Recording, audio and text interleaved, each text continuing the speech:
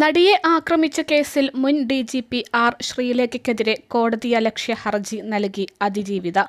കേസിലെ 8ാം പ്രതിയും നടനുമായ ദിലീപിനെതിരെ തെളിവില്ല എന്ന ശ്രീലേഖയുടെ പ്രസ്താവനയ്ക്കെതിരെയാണ് ഹർജി നൽകിയിരിക്കുന്നത്. പോലീസ് കള്ളത്തെളിവുകൾ ഉണ്ടാക്കി എന്നായിരുന്നു ഒരു ഓൺലൈൻ ചാനലിന് നൽകിയ അഭിമുഖത്തിൽ ശ്രീലേഖ പറഞ്ഞിരുന്നത്. ഇതിനെതിരെയാണ് അതിജീവിതയുടെ പരാതി. വിചാരണ കോടതിയിലാണ് അതിജീവിത ഹർജി നൽകിയിരിക്കുന്നത്. കേസിൽ ദിലീപ് നിരപരാധിയാണെന്നും നടനെതിരെ തെളിവുകൾ കെട്ടിച്ചമച്ചതാണെന്നുമാണ് ശ്രീലേഖ പറയുന്നത്. ദിലീപ് നിരപരാധിയാണെന്ന് തനിക്ക് ഉത്തമ ബോധ്യമുണ്ടെന്നും ഈ കേസ് തീരാൻ പോകുന്നില്ലെന്നും അഭിമുഖത്തിൽ ശ്രീലേഖ പറഞ്ഞിരുന്നു. ദിലീപിന്റെ കാര്യത്തിൽ മുഖ്യമന്ത്രി ഉൾപ്പെടെ ഉള്ളവരോട് നേരിട്ട് കാര്യം ബോധിപ്പിച്ചിരുന്നു എന്നാണ് ശ്രീലേഖ പറയുന്നത്. ഇക്കാര്യം ചൂണ്ടിക്കാട്ടിയാണ് അതിജീവിത ഹർജി നൽകിയിരിക്കുന്നത്.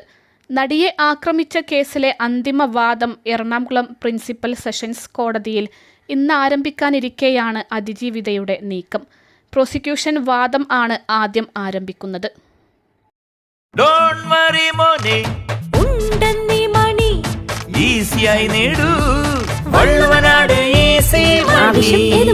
പണം ഞങ്ങൾ തരും. 2 ആഴ്ച കഴിഞ്ഞാൽ പ്രതിഭാഗത്തിന്റെ വാദവും ആരംഭിക്കും. ജനുവരി മധ്യത്തോടെ വിചാരണ നടപടികൾ പൂർത്തിയാക്കി കേസ് വിധി പറയാൻ മാറ്റും. കേസിലെ മെമ്മറി കാർഡ് നിയമവിരുദ്ധമായി പരിശോധിച്ചവർക്കെതിരെ നടപടി ആവശ്യപ്പെട്ട് അതിജീവിത രാഷ്ട്രപതിക്ക് പരാതി അയച്ചിട്ടുണ്ട്. മെമ്മറി കാർഡ് നിയമവിരുദ്ധമായി പരിശോധിച്ചതുമായി ബന്ധപ്പെട്ട അന്വേഷണം അട്ടിമറിക്കപ്പെട്ടു എന്നാണ് നടി ചൂണ്ടിക്കാട്ടുന്നത്. അന്വേഷണ റിപ്പോർട്ടിൽ ഇതുവരെ നടപടി ഉണ്ടായിട്ടില്ലെന്നും കുറ്റക്കാർക്കെതിരെ നടപടിയെടുക്കണമെന്നുമാണ് അതിജീവിതയുടെ ആവശ്യം. 2017 ഫെബ്രുവരി 17-നാണ് കൊച്ചിയിൽ ഓടുന്ന വാഹനത്തിൽ വെച്ച് നടി ആക്രമിക്കപ്പെടുന്നത്. കേരളത്തെയാകെ പിടിച്ചുകുലുക്കിയ സംഭവമായിരുന്നു ഇത്. മലയാള സിനിമയിലെ പല കുറ്റകരമായ പ്രവണതകളിലേക്കും വെളിച്ചം വീശുന്ന നിരവധി ചർച്ചകൾക്ക് ഇത് തുടക്കമിട്ടു. WCC, ഹേമ കമ്മിറ്റി തുടങ്ങിയവയുടെ രൂപീകരണത്തിലേക്കും സംഭവം കാരണമായി. നടിയെ ആക്രമിച്ച കേസിൽ ദിലീപ് ഉൾപ്പെടെ 9 പ്രതികളാണ് ഉള്ളത്. കേസിൽ ദിലീപ് 84 ദിവസത്തോളം ജയിലിൽ കിടന്നിരുന്നു. ബലാത്സംഗ ഗൂഢാലോചന കേസിലാണ് ദിലീപ് പ്രതി ചേർക്കപ്പെട്ടത്.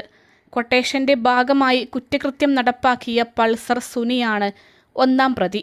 പൾസർ സുനി ജയിലിലിരിക്കെ ദിലീപിനെഴുതിയ കത്ത് പുറത്തു വന്നതോടെയാണ് നടൻ കേസിൽ പ്രതി ചേർക്കപ്പെടുന്നത്.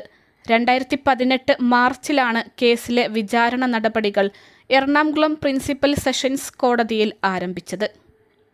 അൽസലാമ ഐ ഹോസ്പിറ്റൽ 21 ലക്ഷത്തോളം സന്തുഷ്ടരായ ഉപഭോക്താക്കളും 2 ലക്ഷത്തോളം തിമിര ശസ്ത്രക്രിയകളും പൂർത്തിയാക്കിയ മലബാറിലെ ഏക കണ്ണാശുപത്രി. ലോകോത്തര നിലവാരമുള്ള ചികിത്സാ സംവിധാനങ്ങൾ, എല്ലാ നേത്രരോഗ ചികിത്സാ സൗകര്യങ്ങളും വിദഗ്ധരായ ഡോക്ടർമാരുടെ മേൽനോട്ടത്തിൽ.